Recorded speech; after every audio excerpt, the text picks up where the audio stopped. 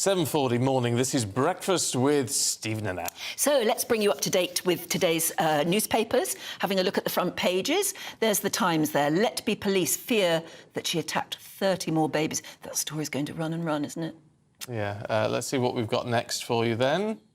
The Express, Rishi Sunak has given them an interview, announcing a life means life crackdown for what they're calling the vilest killers. Quite how you define that? No, exactly. Legally, I don't know. Meaningless. Life should mean life anyway, shouldn't it? Let's have a look at the next one. Sunday Times, reporting on a damning email that told of chaos on Letby Ward. Daily Star Sunday says, put your little Johns away. That's about naked ramblers in Sherwood Forest, isn't it? Yes, Yeah. obviously with a Robin Hood twist. Yes. Why not? But anyway, there you go. You never know what you might see if you head down to the woods today. You're sure of a big surprise. And let's see what writer and journalist Emma Wolfe make with that alongside HuffPost UK political editor Kevin Schofield. Good morning. Let's have a look at another data hack in The Sun on Sunday, Emma. This is very concerning. Front page of The Sun is talking about this hack of an IT contractor who works for the Met Police. 47,000 personnel at the Met Police have been warned there's a risk that their photographs, their names and their ranks have been stolen by a hack into an IT system of a contractor who was printing out warrant cards and staff passes. So, potentially very serious. Well, it raises the concern, amongst other things, that whoever has this can start printing out warrant cards. And passes. And pass it, and then start vetting ID can you imagine? Yeah. And you'd imagine it'd be quite a valuable commodity on the black market. Yeah. Yes, So very if you're much so. a criminal, having a policeman's warrant card would be quite handy. But what's going on when we outsource such an incredibly important thing to a company that presumably could be breached in this way? That can't guarantee the security. Exactly. Well, the National Crime Agency have been called in, and there are, exactly as Kevin says, concerns about terrorists and organised crime gangs using this very sensitive data. The Met Police have told staff, they've sent out a message telling their staff to remain vigilant. There is no suggestion that personal information, addresses, financial details have been included in that. And this is not a hack directly into the Met Police database. But as you say, it's effectively the same thing. If you contract this stuff out, you need the subcontractors to be absolutely secure. Spot on. And this comes after a very serious breach of security in Northern Ireland, an IT security breach in Northern Ireland. It's very odd. So Again, it's with a worrying police. time for the. Do we know who's hacked it? Who's responsible for the hack? I don't think so, but I think what it shows, a lot of people are very concerned about giving their personal details online because they think it could become, exposed to nefarious actors. And this shows that even the police aren't. No. And we were talking about emphasis and in India, but why are we so bad in this country at big IT infrastructure projects? Why is it such a problem to do that and to do it securely? Yeah, don't know. I do not know. Let's have a look at the Sunday Express, which is sticking with crime, Kevin. But it's the Prime Minister saying life will mean life for the vilest of killers. This, on the surface, you go, yeah, what a great idea. This concerns me in that, where's the definition?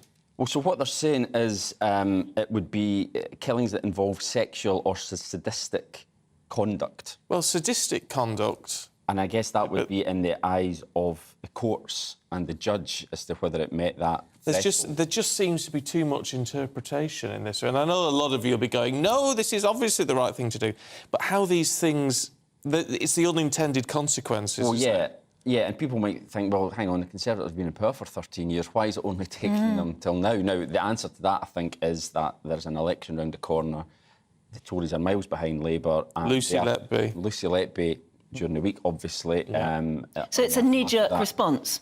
Well, I mean... It feels like it, doesn't it? It feels like a little bit. The timing is slightly odd, given that we've just had a very high-profile case of life meaning life. Yeah, exactly. So it almost sounds like they're chasing a headline. And isn't it already in the judge's discretion, anyhow?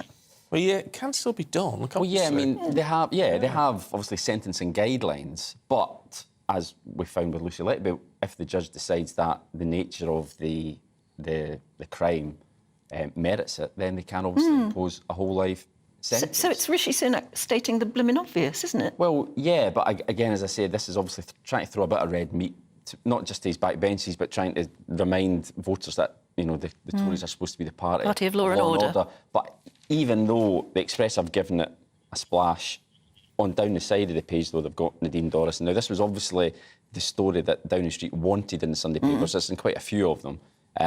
But it was overshadowed last night, I think, by Nadine Dorris. So even when they try to get on the front foot, something comes along to blindside them.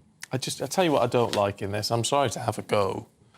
But the Prime Minister says, this is personal, I have two daughters. Yes. Well, what's that got to do with anything? Yeah. And he talks about the safety of women and girls on the streets and things like that. You know what? Plenty of people who don't have children or don't have daughters care about crime and care about vile killers and life meaning life. Yeah. I'd be happier leaving it in the hands of judges. Exactly. Yes, Who've absolutely. heard the cases and all the rest of it, rather than politicians Who've got legislating young over daughters. It. The idea who've is got that if he had daughters. two sons, he wouldn't be bothered. I mean, obviously, that's crazy. Yeah, Yeah. it's a silly thing to say. I mentioned. Yeah. Go on then. So whenever the universities, 3-day working weeks sound great, but not for students. Well, this is universities. They're introducing a sort of compact timetable so that to enable students in the cost of living crisis with all sorts of financial hardship to work. They are reducing the amount of time, so now around half of students, it was around 30%, then it was gone up to about 40% last year, over half of students do work alongside studying. Well, I think this is a brilliant idea. What's wrong with that? I worked all through... Me. I worked all through university with part-time jobs, and I had a heavy university schedule because we had lots of essays and lots of contact time. Many universities don't have... They have maybe 2 lectures a week. So what they're trying to do is compact it so that people can sort of travel can be easier, problems with accommodation can be alleviated. There are lots of problems, pressures on students at the moment. Look, no one wants students to be in debt. No one wants students to be struggling massively financially, but I don't see the problem with working alongside studying. Yeah, well, no, and I'm with you on that. I'll tell you what gripes me a little bit on this, is they're saying we want to reduce the pressures on students. Well, why not compact your degree into 2 years, which is what they do at the University of Buckingham, which is the only private university in the UK. Yeah. And they do it all in 2 years. They have shorter holidays and all the rest of it, which would then reduce... Very successfully too. Could do, but I think university... But the reason I want people to work and live and study and do apprenticeships and do placements and things like that, the reason I think that makes sense is because I think for university, more than an academic degree that you come out with, I think it's a life experience. I think that you know, 3 years is a valuable learning. I went to university with people who'd never used a washing machine, who'd never, like, cooked them for themselves, who'd never paid their rent. I think it's a learning process, so why reduce that?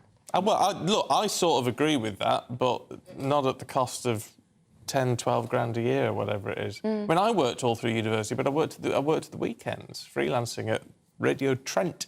Exactly, but I couldn't have lived your off career. it. Oh, it did further the career, but I couldn't have... I think there's a difference between that and working in Nando's or whatever, because you just need to pay the bills. Yeah. Well, I don't didn't know. go to university. I did an apprenticeship. It doesn't harm you, but... Earned as I learned. I suppose my argument would be, if you're doing it because they need to make money, just reduce the time you're at university, and therefore they have to pay out 1/3 less money.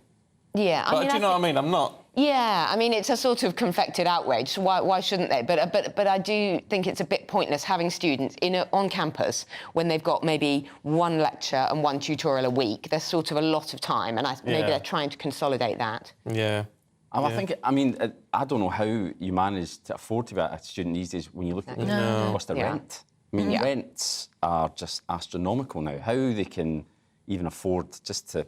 Well, it's a lot of generous parents, isn't it? It's the parents forking out. Again, begs the question... Brace yourself, Kevin.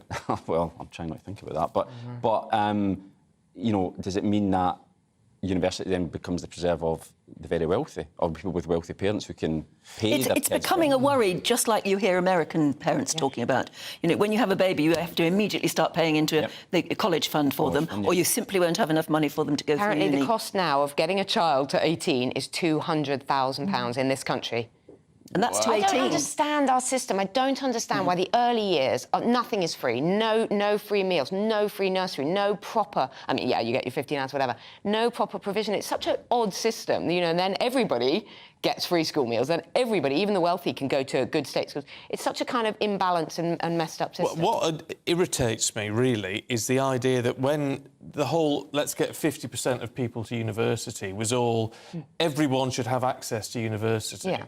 Which sounds good on the surface. It sounds very equalitarian on the surface, doesn't it? But the result of it is, as you say, it's actually going to... Yes. Because they then start charging for it and all the rest of it, it's only going to be the richest who can go. Whereas if it was purely done on merit, then they could pay... It'd be a lot fewer people going and they could pay grants. They could pay grants. Then anyone could go, regardless of background. And it's so expensive now, isn't it? I mean, places like London, I literally don't know how people pay rent here. And you've got so many foreign students, as we know, as we've talked about many times, coming over here, paying huge amounts, and paying huge amounts for their accommodation. Yeah. And landlords can just, in those areas, in those student areas, if there isn't enough accommodation, they can just push those rents up. Yeah. It must be very, very worrying time for Absolutely. young people. Don't expect to send your kids to university, I suppose. No. Meanwhile, Prince Andrew wants his £3 million a year armed police protection back. Yeah, well, so I've chosen this story because I think it's a really good talker. I wonder how many viewers think that Prince Andrew, given all the controversy surrounding him, should be receiving £3 million a year security protection. Given that he's no longer a working royal, he doesn't have an HRH title. Now, he lost his round-the-clock protection as a result of that, but there does seem to be a campaign afoot. People like Priti Patel think he should be getting it back. Really? Now, there's a Tory grandee... There's a bit of an odd story because it doesn't say who it is. But apparently, a Tory grandee and a knight has made a direct appeal to Suella Braverman, the Home Secretary, to restore Prince Andrew's security protection. And I just wonder whether, you know, the public would... But hasn't that sort of diktat probably come from the king? Oh, yeah, absolutely. Yeah, I mean, the king has been very hard on his brother, hasn't he? He has, but now he's letting him stay at Royal Lodge. He's thawed. He had him up to Balmoral over the summer with Sarah. I mean, Prince Andrew is still the Queen's son, and therefore a very famous person. Surely he is a target, and his security does need to be considered, doesn't it? Well, I think he needs a level of security. There's no doubt about it. He's still a high-profile person. He still will have some. People will want to potentially target him, and they might think he's a soft target now that he doesn't have the round-the-clock security. But I just wonder, £3 million a year, whether politically this is a smart thing for senior Conservatives to be campaigning on. No, not at the moment. I wouldn't have thought. We've got to leave it there. Emma, Kevin, thank you. We'll see you a little bit later on.